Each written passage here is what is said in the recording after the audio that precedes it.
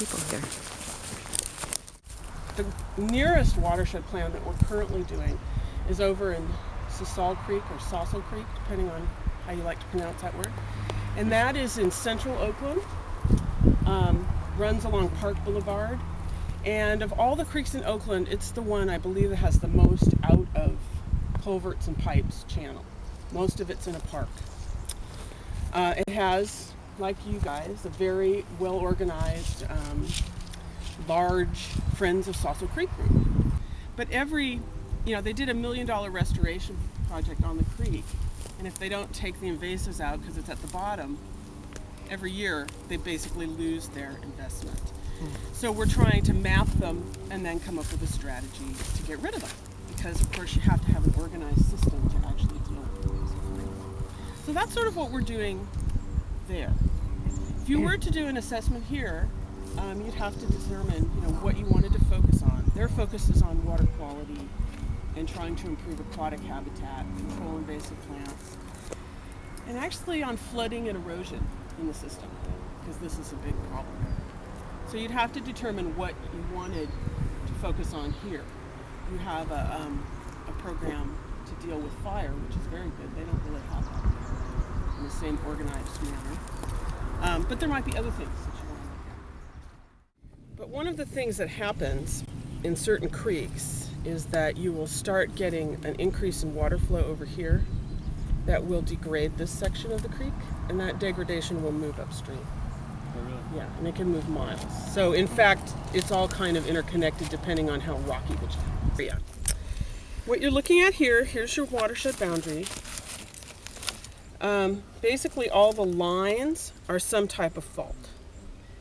So while you all thought there was the Hayward fault, guess what? There's lots of faults. And along all these fault lines, you basically have contacts between these different types of material. Looking at something like this is that often along these contacts, we will find springs. We'll find that that's where the creek starts to flow. Okay, we have found this in the Sausal area. There's one contact in every single place where a creek crosses it. There are springs or there's flow, and no place else. The other thing about, of course, geology is this is what defines soil types, and soil types are what define vegetation.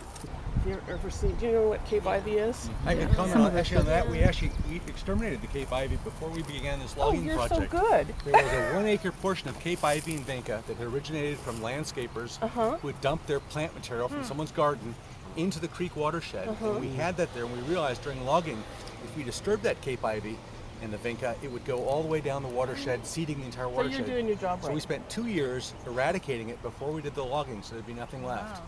Now this road used to be covered with French and Scotch broom all the way along it. We've been systematically removing it during and after the logging. There's actually a tremendous understory of natives there. We find that by excluding the exotics, we allow the natives to emerge. You'll get the bays to come back. If you get in there close, you'll notice there's a lot of bays, and there's a lot of native plants coming in.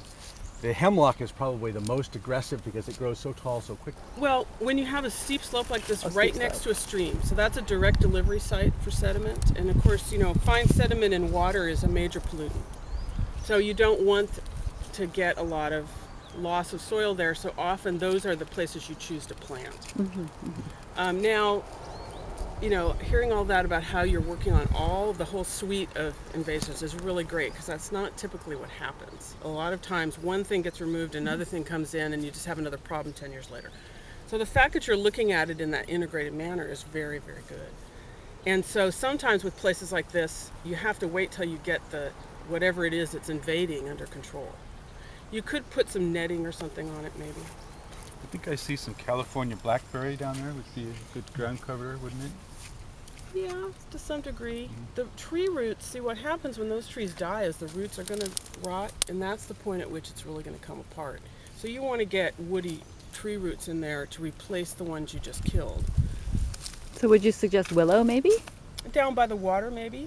Although, yeah, you got enough that water. That is the creek down there, right? The willow are actually extensively moving in this area. Yeah, The willow will probably really, succeed. really easy to deal with. We just dormant sprig it down at the base. And then up above there, and again, this gets at what are you trying to restore? you probably need to think through what type of community you're trying to establish. Well, I should also add that we've, over the years now, this is our 3rd year of planting redwoods in here. So we've good. been bringing in redwood seedlings predominantly along the riparian corridor. In some cases, we're following in where they put redwoods in the 70s when they logged this back after the big freeze in the 70s, as someone mentioned. Would you say that again? Because I didn't quite get it. The hope is because the blue gum eucalyptus seeds can be viable for up to 10 years in a cool and dry environment. Having the chips on the floor beneath the eucalyptus trees should hopefully cause the eucalyptus seed stock, the latent seed stock, to rot, or either rot or germinate quickly. And So then you'll go, so they'll you go can through them exhaust faster. the seed Yeah, stock, so you don't have to worry about coming back here in 5 years having eucalyptus seedlings coming up after the logging effort. So then you wouldn't have to use herbicides quite as much. Right, so the Yeah. use of the chips is an integrated pest management method to avoid using herbicides to suppress the seedlings. Gotcha. Yeah. And broom seed persists forever. And I don't know, but I hope that by keeping it sort of bottled up, as the chips decay, that the broom seed will decompose, and so that as the chips turn into soil and so on, this ancient broom seed 3 or 4 or 5 years later doesn't come up. That's pure speculation. Who knows? Now we're still in this year's chip scatter. When we move into the next phase, a little bit further up the hill here, and you dig down like this, you'll notice the hyphae of fungi all knit through the chips, decaying them. And as they decay the chips, they turn into a nice layer of humus, of soil, and also fungi very generously release nutrients that are locked up in the wood chips. So I can mention one interesting point about this road and this chips and why we're doing this here. See that storm drain put in there? Yeah, I've been looking at that. The reason they did it is because a creek coming down the hill, they basically lost the block of culvert that was destroyed, and then the creek changed course. We finally discovered what the problem was. It had been so dense in eucalyptus overgrowth we couldn't find the creek. And once we found it, we reestablished the culvert, rebuilt this area using the logs as kind of a retaining wall, and we're trying to capture now the runoff from the City of Oakland storm drains in the chips to slow it down. It was rumored that this land we got from East Bay Mud, once East Bay Mud developed the McCalmy Aqueduct, they no longer needed this watershed land because it didn't flow into the East Bay Mud watershed. So it was surplus land. I believe the university bought it for $1. But before they had transferred it to us, a lot of the soil that came in here was excavations from reservoir sites further down Claremont Avenue. And the spoils were simply brought up here and spread around, culverts placed underneath them so that the streams could cross the fill. and that's a lot of material. For example, that area down there where we started, where you walk across that causeway, and there's a big culvert underneath it. That's part of that? I mean, that's Tens of thousands of and cubic thousands of yards of soil.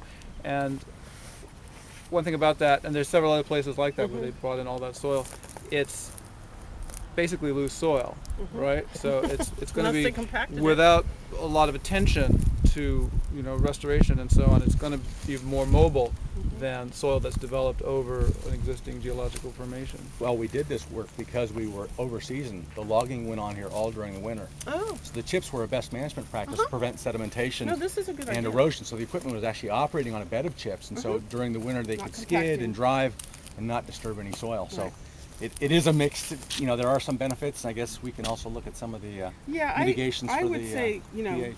you don't have a whole lot of problems with these. They aren't real pretty, but better than what it was, right?